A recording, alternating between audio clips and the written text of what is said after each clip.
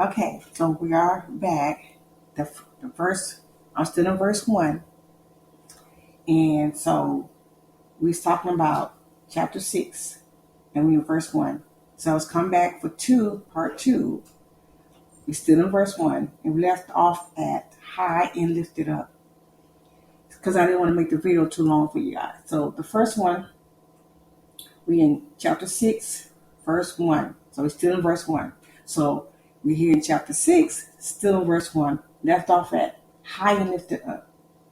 High and lifted up. High and lifted up. I'm going to read that part to you. It says, high and lifted up, and the train of his robe filled the temple. Man, I want to speak on this one. The throne was exalted in majesty. The throne set it occupant in a superior position. The train of his robe filled the temple. Now, before I move on about the robe, the phrase high and lifted up comes from the book of Isaiah in the Bible. Like I said in Isaiah 6 and 1, the prophet Isaiah described a vision he had in the year that King Uzziah died. I saw the Lord sitting on a throne, high and lifted up, and the train of his robe filled the temple. The vision emphasizes the majesty and the holiness of God, who is exalted above all creation. Isaiah's vision is a powerful reminder of God's sovereignty and glory. It also marks the beginning of Isaiah's poetic ministry as he responds to God called to be a prophet. And I just want to stress on this because high and lifted up, the holiness of God. I'm gonna pause right there. Okay, so I'm gonna get to the next part. After we got high and lifted up, the train of his robe filled the temple. The train of his robe filled the temple. Now, kings of that time would wear robes with long trains, because it was difficult to maneuver and work in. So wearing a long train uh, is to feel like they feel very important, enough that they don't have to work. I am a person of honor and dignity. And this also, others must serve me and wait upon me. And this is the same thing as of today. Today, where a bride wears a dress with a long train today. So God is honored. It's so important, so dignified that the train of his robe filled the temple. Now, the phrase, the train of his robe filled the temple, in Isaiah 1, emphasizes the grandeur, the majesty of God. In Isaiah's vision, the Lord is depicted as seated on a high, exalted throne with the train of his robe filling the entire temple. This imagery conveys God's overwhelming presence and his supreme authority over all creation. I'm going to pause right there. Okay, so now we're going to continue to verse 2. And it says, above it stood Seraphim. Each one had 6 wings. With 2 he covered his face, and with 2 he covered his feet, and with 2 he flew. Whew. Now, the vision continues with a seraphim, an angelic being, standing above the throne, each with 6 wings. They called out to one another, proclaiming God's holiness. Holy, holy, holy is the Lord of hosts. The whole earth is full of his glory. And I just want you to picture this scene is so powerful that the foundation of the temple shake and the temple is filled with smoke. Isaiah's reaction to this vision is one of awe and humility. He recognized his own unworthiness and the uncleanness of his lips. But one of the seraphim touches his mouth with a live coal. I know it wasn't too far because that could be in verse 3 and 4. But from the altar symbolizing the purification of his sin. Oh, this is so good, y'all. This is so good.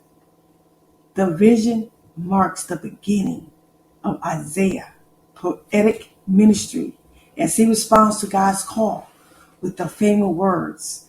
I'm going too far, but I'm going to stop right there. I just want you to see the picture. I want you to see the vision. You have this long robe. You have the seraphims, the angelic being coming in saying, holy, holy, holy is the Lord of all of hosts. I'm going to pause right there. And before I close this out, I just want you to go to different places and read about, because when you go to Ezekiel, the seraphim means burning ones. Ezekiel chapter 1:13 describes cherubim. Ezekiel 10, this way, their appearance was like burning coals of fire, like the appearance of torch going back and forth among the living creatures. The fire was bright, and out of the fire went lightning. That certainly seems to describe the burning ones. And then also, we're going to go to Revelation chapter 4. The Apostle Paul also mentions the 6 wings. You want to get more deeper. It describes the need, the 6 wings. So each can cover his face to show that they are lowly to look upon the Lord.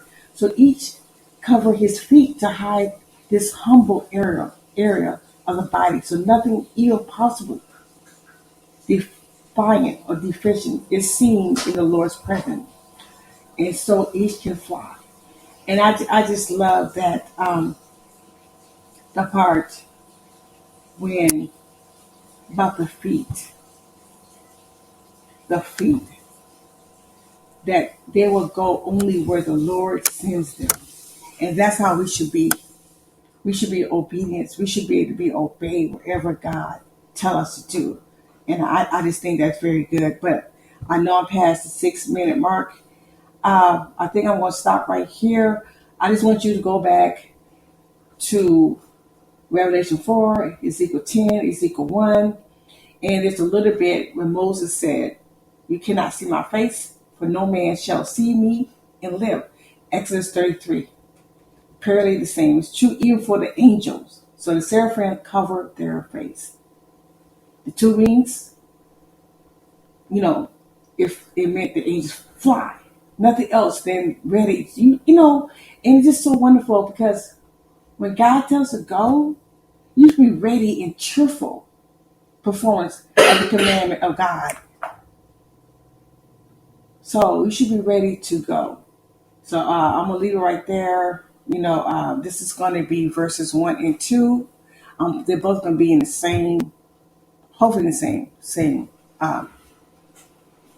story. So this is chapter 6, verse 1 and 2. I'm just trying to think that leave anything out. I know I did, but I'm trying not to make it so long. I just want you to get into the wings, because the seraphim used their wings to express their humility. She used 2 of their wings to express their willingness. We got to be willingness and able to serve God. This is the proper balance. Are you ready?